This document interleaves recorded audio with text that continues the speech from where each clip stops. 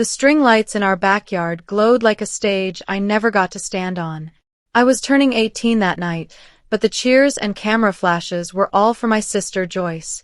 I stood behind a row of champagne glasses, the heat from the lanterns sticking to my skin. The MC tapped his mic and shouted, "Let's celebrate Joyce turning 18." The crowd roared. My glass stayed full. I set it down slowly, the tiny click lost in the noise. No one noticed me slip away. My bare feet touched warm pavement, and the music faded behind me like a door closing forever. I did not look back.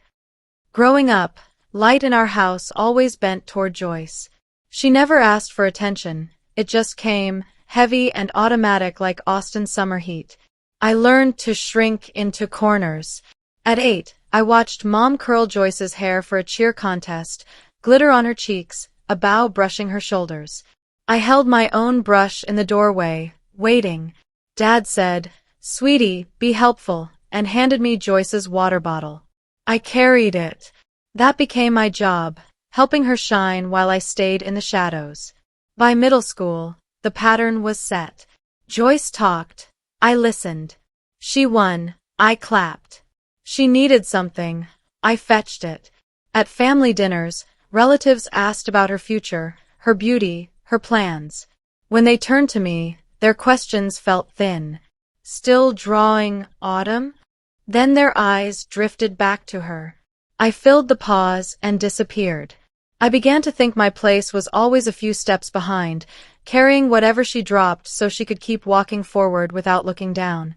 The moment that hurt most happened when I was 15. I spent weeks on a scrapbook for Joyce's birthday, sketches, watercolor corners, pages I worked on every night under my desk lamp.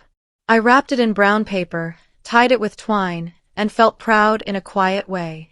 She opened it in front of Mom and Dad, flipped 2 pages, then smiled at the tablet Mom handed her. "It's cute," she said, "but this is real." The scrapbook hit the table. Its spine bent. Mine did too. That night I sat on my bedroom floor, tears soaking my sleeves, and tore out one page, a sketch of a room with tall windows, soft light, a single chair facing the sunrise. I held it a long time, my chest aching, wondering if anything I made would ever matter to them. The rest of the scrapbook went to the back of my closet. The single page went into my sketchbook. It is still there, edges soft from years of being touched. That page became the first seed of the life I would build later. Joyce got a car at 16. I helped pick the paint color. She had friends over. I carried snacks. Relatives asked about her grades, her prom dress, her college dreams. My achievements were polite afterthoughts. Mom called me independent, the kind of daughter who didn't need much. It sounded like praise until I realized it was permission to overlook me. Dad said, "You're steady, Autumn. Joyce is fragile." Fragility never stopped her from stepping on everything in her path, including me. By 17, I read the house like a map. Noisy rooms belonged to them. Quiet corners were mine. I stopped asking for rides, help, or attention. Silence became easier, predictable, safe. Yet a tiny part of me still waited, heart clenched, for someone to look at me the way they looked at her. I only realized how foolish that hope was on the night of my 18th birthday, when one sentence proved visibility in our family was a privilege, not a birthright. The backyard smelled of grilled meat and flowers. I had arranged every candle, every table, every detail Mom asked for. She handed me a lighter and said, "Make it perfect before guests arrive." She did not say happy birthday. The cake stood 3 tiers high, frosting smooth like marble, Joyce's name in gold. My name was nowhere. I stood near the edge of the crowd, hands sticky from candle wax, waiting for the moment that was supposed to be mine too. The MC tapped the microphone. A hush fell. "Let's give a huge cheer to Joyce, celebrating her 18th birthday," the MC announced, his voice booming across the yard. The crowd erupted. I felt Mom's hand on my arm, soft but firm. "Don't step up," she whispered. "It'll confuse people." Dad clapped too loudly, eyes fixed on Joyce. She stepped forward in a white dress bought just for the night. Cameras flashed. Someone said, "This is so her night." My throat tightened, tears burning, but I kept my breathing steady. I lifted my glass halfway, then set it down before it touched my lips. No one saw. A drop of wax fell from a candle and hardened on the tablecloth. Pale, final. I turned and walked past laughter, past music, past the house that had never truly been mine. Barefoot, dress brushing my knees, I kept going until the backyard hum became a distant buzz swallowed by the warm neighborhood street. The night air cooled the sting on my skin. I did not know where I was going. I only knew I could not stay. My heart pounded like it might break my ribs. A bus stop glowed ahead. When the bus arrived, its headlights cut through the dark like a quiet promise. I stepped on. The driver glanced at my dress, my bare feet, then back at the road. He asked nothing. The door hissed shut behind me. I took a seat near the back. For the first time that night, no one told me to smile or stand aside. The engine rumbled low and steady. Street lights flickered across the windows. I reached into my purse and pulled out my sketchbook, cover worn soft, corners bent. My fingers found the place where I kept that single sketch from years ago. Tall windows, open light, chair towards sunrise. Tears blurred the lines as I flipped to a blank sheet and drew the room again. I did not know it yet, but that sketch was the first draft of the home I would one day own. The bus rolled north through the night. Each mile felt like shedding weight. Dad's silence, Mom's control, Joyce's shadow stretching across every room. By dawn, New York's skyline rose sharp and gray. I had $600 from a summer internship. Queens offered a narrow room with peeling paint, a window-facing brick, a radiator that clanked awake at odd hours. I paid the deposit. When the door closed, the silence was open, not empty. I set my sketchbook on the sill. Days became survival. I opened the cafe at 5, steamed milk until my wrists ached, wiped tables to faint jazz. Nights, I studied interior design on my laptop, notes filling margins, digital models glowing between traffic sounds. I spoke little. The city did not care.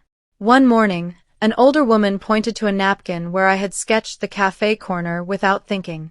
"You drew this?" she asked. I nodded. She studied the lines, then handed me her card. Her name was Marisol Hale. Her studio was a converted warehouse, brick walls, skylights, light pouring in like water. She spread my sketches across a long oak table and paused on the sunrise room. "You build from absence," she said quietly. "From the spaces you needed but never had." I did not ask what she meant. I already knew. The internship paid almost nothing, but it gave me tools, wood scraps, fabric samples, empty rooms waiting to be shaped. I swept floors and learned how light behaves against stone. I studied shadow and proportion. I learned that design was a language, and I had been speaking it my whole life without knowing it. My routine shifted, studio by day, cafe by night, sketchbook always in my bag. Marisol rarely praised, but when she did, her words anchored me. "You work like someone who earned every inch," she said one evening, watching me refinish a reclaimed table. I built furniture from forgotten pieces, a table from old beams that once held up a barn, a lamp from rusted copper pipes, a chair that creaked with the memory of its former life. Each project rebuilt a fragment of me. 3 years passed in bruises and late-night study sessions. The girl who left Austin barefoot felt like someone else. By year 3, I had my license, a portfolio, and something harder to measure, belief in myself. One evening Marisol placed files on my desk. "Clients asked for you by name," she said. No smile, just fact.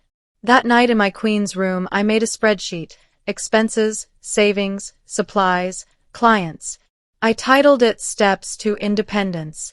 By morning, I had a plan. Autumn Atelier would be mine. My studio, my space, my name. The bus had carried me away. My work would carry me forward. This time I was not running. I was building. Year 6. I was commissioned to redesign a boutique hotel in Brooklyn. The project was ambitious, well-paid, and caught the attention of a TED organizer who visited the site. She approached me as I was measuring walls. "I've watched how you work," she said. "The story behind this deserves to be heard. Would you consider speaking?" I almost said no. But then I thought, my silence had protected me. Maybe my voice could help others. 3 months later, I stood on a TED stage in a simple black dress. For 18 minutes, I told the story without names. A girl whose birthday was stolen, whose creativity was dismissed, who walked out and chose silence as a boundary, not bitterness, but survival. I spoke about how absence teaches you to build. How overlooking someone can accidentally create an artist. The talk went live on a quiet Tuesday morning. By Wednesday, it had passed 1 million views. By Friday, it had 5 million.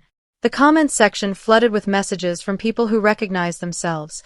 The overlooked child, the invisible one, the quiet rebel who left to build something true.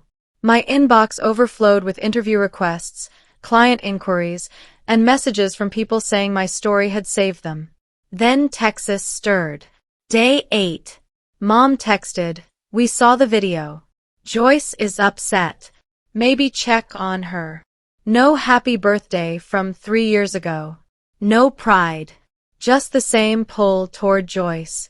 I stared at the message, then set the phone aside and measured reclaimed oak for a new client project. The tape clicked clean. Nothing in my hands shook. Day 12. Dad wrote, "Congratulations on your success. But your sister feels targeted. She says you exaggerated." Same old orbit. I did not reply. Day 15. A gossip site posted Joyce's interview. She exaggerates. "We treated her well. Our parents are heartbroken. We never meant to hurt her." The internet dug up old posts that contradicted her words. Comments sections turned merciless. I watched, unsurprised. Silence has weight. It tilts truth upward. I filed paperwork to expand Autumn Atelier. Day 28. The TED Talk hit 5 million views. A luxury hotel wanted their flagship penthouse lobby redesigned. Not just any penthouse, the most exclusive residential building in Manhattan. The budget was unlimited. The creative control was mine. I measured the space, a soaring 2-story lobby with floor-to-ceiling windows facing Central Park. The same windows from my sketch. The same light I had drawn 15 years ago, sitting on a bus, running from a birthday party. I designed it in silence. Light, proportion, absence transformed into presence. Natural oak, soft leather, the kind of chair that welcomes you home. The centerpiece was a live olive tree, reaching towards skylights. The same species Marisol had taught me to care for. Day 45. Joyce emailed one line, "I didn't know it would hurt this much to be unseen."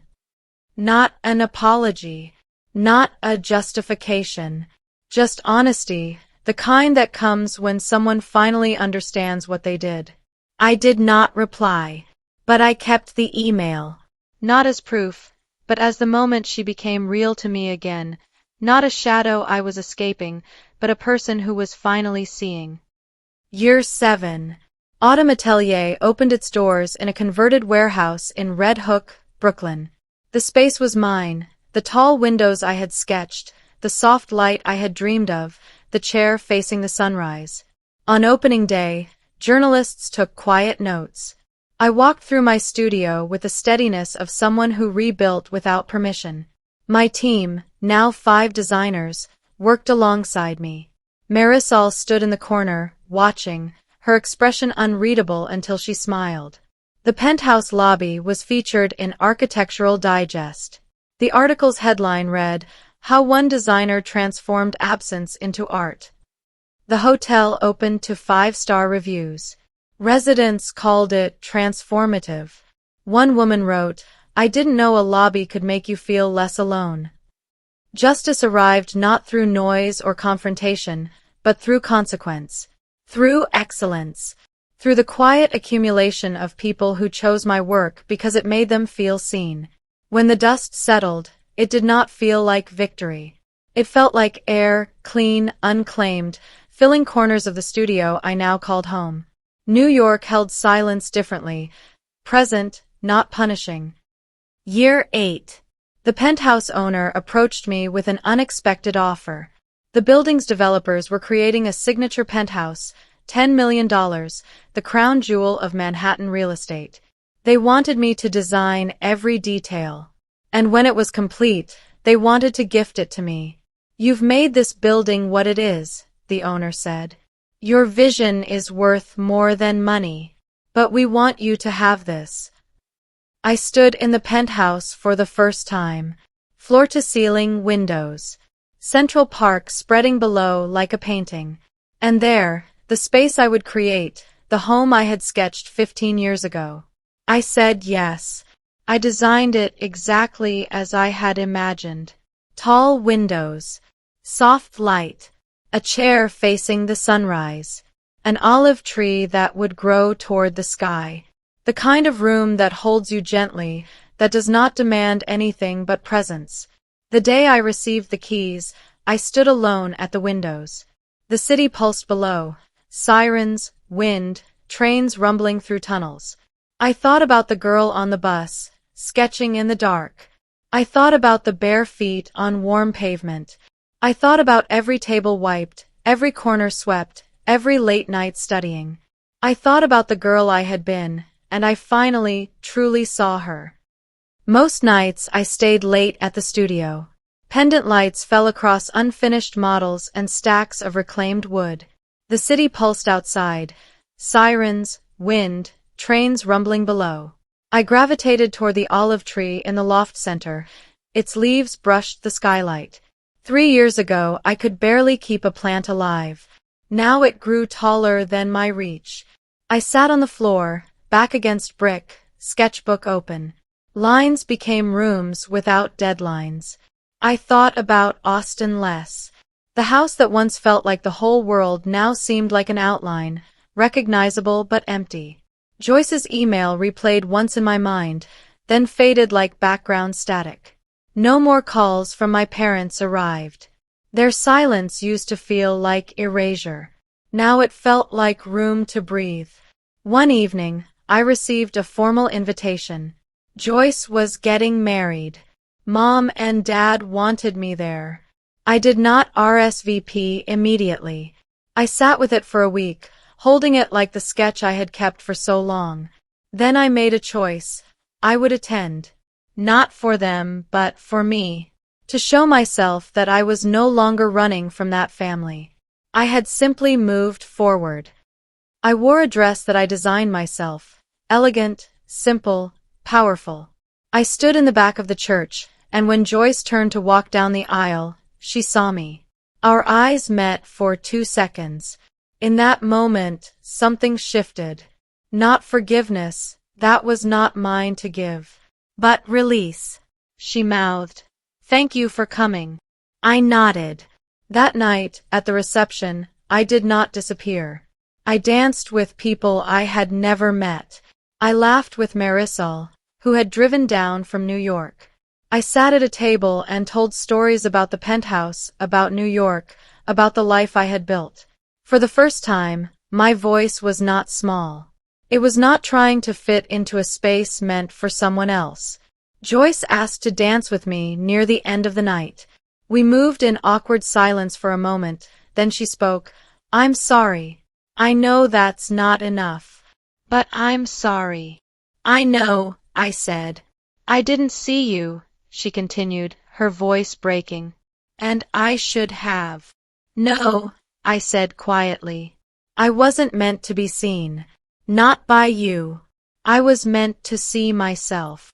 She cried then, and I held her, not because she deserved it, but because I was finally strong enough to. Year 9. I threw a party in my penthouse. Not a celebration of vindication, but a gathering of people I loved. Marisol, my studio team, clients who had become friends, and strangers who had been touched by my work. The evening light poured through floor-to-ceiling windows, turning the room gold. The olive tree threw shadows that danced across white walls. The chair I had sketched, still there, facing the sunrise, held guests at different times throughout the night. A young woman stood looking out at the city, tears streaming down her face. "My family didn't see me," she told me. "After watching your TED Talk, I left home. I'm here now, starting over. Seeing your penthouse, it makes me believe I can do it too." I hugged her. "You already are," I said. The party lasted until midnight. When everyone left, I stood alone at the windows, city breathing below like a sleeping creature. I thought about the girl at the bus stop. The girl in the Queen's room with peeling paint. The girl who wiped tables at a cafe. The girl who swept floors in a warehouse studio. She was all of me. She was still all of me. But she was not all I could become. I walked to the chair and sat facing the sunrise, though it was midnight, though the sun would not rise for hours. In the dark window, I saw my reflection. A woman looking back at me who knew her own worth, who had built it brick by brick, line by line, silence by silence. I did not need anyone to tell me I was beautiful. I did not need anyone to see me to know I existed. I had already seen myself. And that was everything. 1 year later, Autumn Atelier won the prestigious Pritzker Design Award. At the ceremony, I stood to accept it.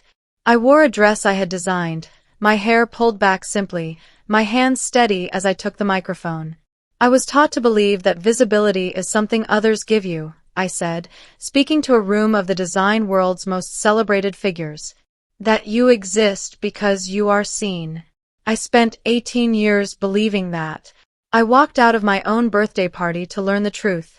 You exist because you build something worth seeing. The room was silent. Then they stood. Marisol was the first to stand. Then my team. Then the entire audience, rising like a wave, applauding not because they had to, but because they finally understood. As I stood there, holding the award, I looked into the audience and saw a face I did not recognize.